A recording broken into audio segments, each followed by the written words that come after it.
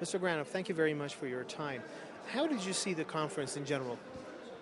Well, it's good that people come together to talk about nuclear disarmament. And many of the ambassadors here have laid out what appears to be a consensus agenda of strengthening the Nuclear Non-Proliferation Treaty, a positive attitude at the regeneration of progress between Russia and the United States on the disarmament agenda, and a more hopeful attitude toward the prospects of nuclear disarmament. I thought that the statement that was read early this morning from Ayatollah Khamenei to the effect that nuclear weapons are haram goes very nicely with the President of the United States saying that he's committed to seeking the security of a world without nuclear weapons, and that the United States has a moral responsibility to do that because of our use of an atomic bomb in World War II. The Iranian government considers this as a direct threat. Comments made by President Obama excluding Iran and North Korea on countries that would not be attacked by nuclear weapons. How do you analyze that? It's a distortion of what President Obama said. President Obama said that negative security assurances would not be extended to countries that are not in compliance with their nuclear non-proliferation treaty obligations. That's not the same as a threat.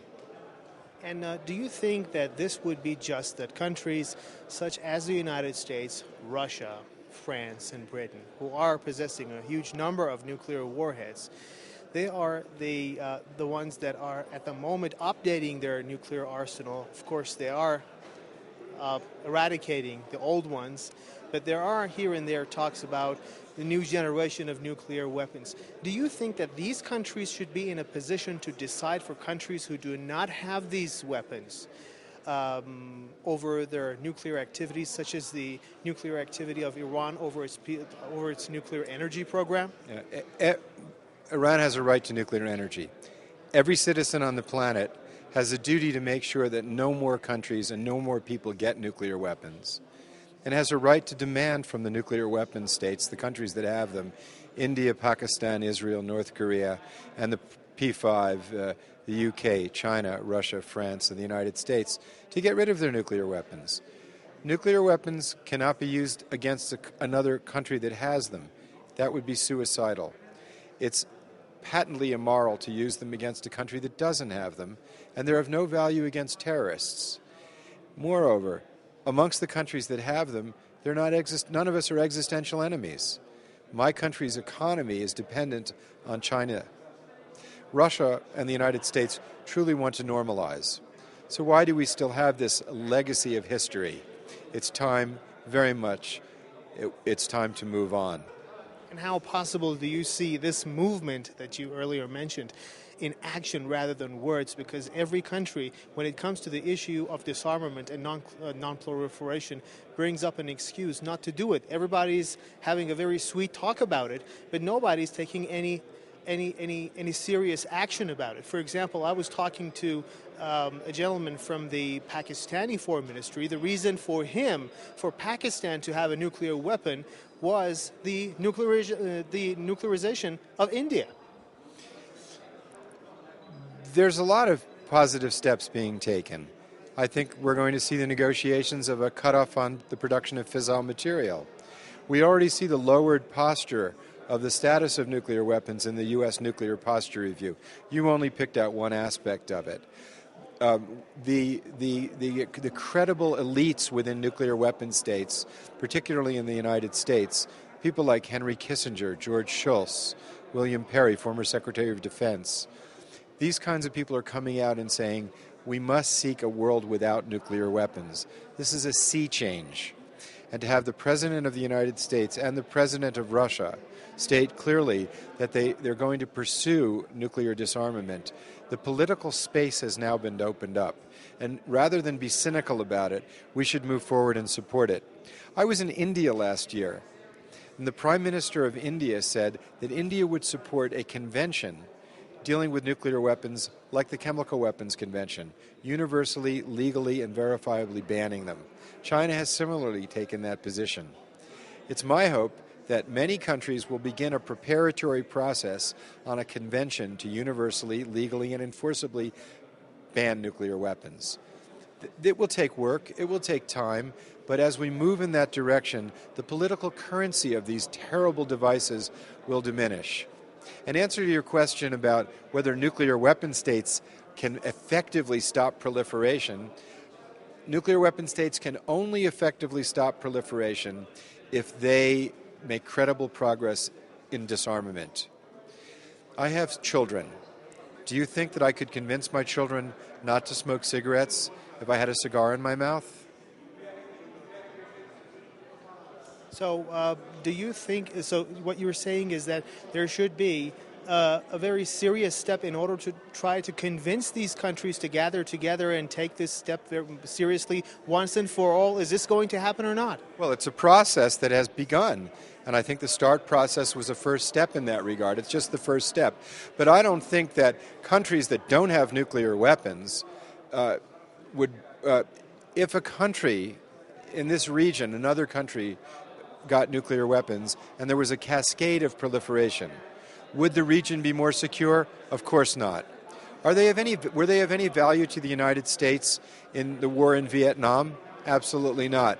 Were they of any value to Russia when Russia was at war in Afghanistan? Absolutely not. Nuclear weapons are not of military value. They are a psychological tool of terror, and it's from a bygone era. Remember, the first proliferator was Nazi Germany, and the United States developed the Manhattan Project in response to that. And then the Soviet Union followed suit, and then we had 80,000 nuclear weapons. We now have to reverse that course. The Cold War is over. The Cold War is over. The walls of fear between peoples and countries that are generated by passionate rhetoric that plays to domestic constituencies has to be diminished, and the bridges of trust have to be created. There's absolutely no real reason why the people of the United States and the people of Iran shouldn't be fully normalized. It's time now to begin talks without preconditions, very much quiet talks, in which the United States and Iran listen to each other and respond seriously to their mutual concerns. It's time now for Iran to give security assurances to all countries in the region and not make threatening remarks that create fear in Israel. It's time that the people of Palestine were in an environment where there was security and a cohesive, productive state for the Palestinian people could be created. It's time now to realize that with our BlackBerries, we as citizens now have access to the kind of information that only the most sophisticated intelligence services had 30 years ago. A normal citizen today can find out almost anything in the world and talk to anybody in the world. Who could have imagined that 30 years ago? And for the people in Iran, what strikes me as very amazing is, and you couldn't have ever imagined this 30 years ago, the most popular poet in Iran is Maulana Jalaluddin Rumi. One of the most popular poets in America is Rumi. Now, 30 years ago, could you have imagined that? It's totally amazing. I think we can expect amazing changes. Who could have predicted the fall of the Berlin Wall? Who could have predicted the end of apartheid without a bloodbath? Who could have predicted BlackBerries and the internet? We know that the unexpected will happen, and people of good faith should plan for success. Plan on the principles of success. Build the bridges of trust. And Iran can do a lot in that regard, and so can the United States. First step is ratify the Test Ban Treaty. You know, there's no reason for Iran not to ratify the Test Ban Treaty. It has no aspirations for nuclear weapons, and it will put pressure on the United States to do the right thing. It will help people like me who are pushing my country to ratify the Test Ban Treaty. And the president of my country wants to ratify the Test Ban Treaty, forever banning any further testing of nuclear weapons. It's so basic. So these are little steps, but the little steps gain momentum. And as they gain momentum, we will move toward a world without nuclear weapons. It's inevitable.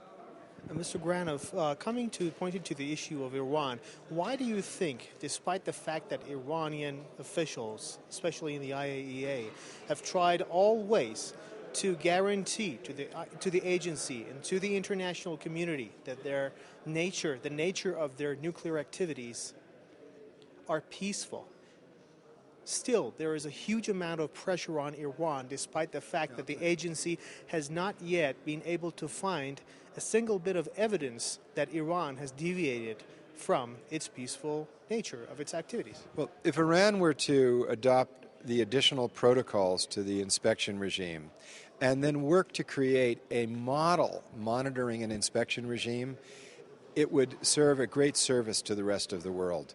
Iran started with a credibility deficit because for over a decade it was not forthcoming with its nuclear program. So you had this history here, and then you also had very aggressive language toward the United States and toward other countries in the region. With that history, there was a hurdle to overcome. It hasn't been overcome. And it's not just the United States. The international community, by virtue of the sanctions that the Security Council has imposed, has evidenced a lack of confidence. But I think Iran could overcome that by not just the additional protocols, but doing more than that and being an example of what we'd like to see everywhere. But Iran is not the only country which is opposed to the additional protocol. There are other countries, such as Brazil, who are also in opposition to this issue. They consider this as a breach of their sovereignty. Well, Brazil was one of the countries that created the Treaty of Tlatelolco, creating a nuclear weapons-free zone in Latin America with its own safeguard regime. So people have total confidence that Brazil does not have a nuclear weapons aspiration. That confidence does not exist in this region. One of the reasons is that Israel has nuclear weapons. And so other countries in the region say this is an inequity. And so there's political pressure to say the way we'll deal with this inequity is we'll get nuclear weapons. And then everybody suffers enormously. There isn't that political pressure in Latin America. The solution to the dilemma is a universal ban on nuclear weapons. Thank you very much for your time. Is this useful?